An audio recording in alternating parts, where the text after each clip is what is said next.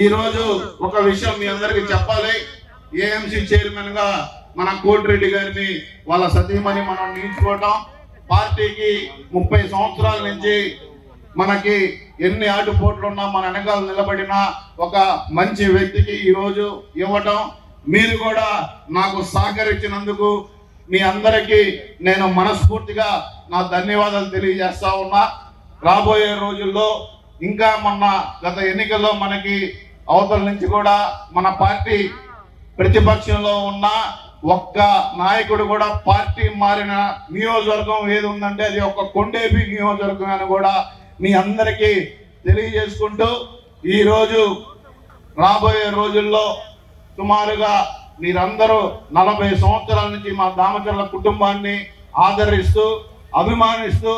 ఆశీర్వదించినందుకు మనస్ఫూర్తిగా నా ధన్యవాదాలు, మీ కృతజ్ఞతలు కూడా తెలియజేసుకుంటూ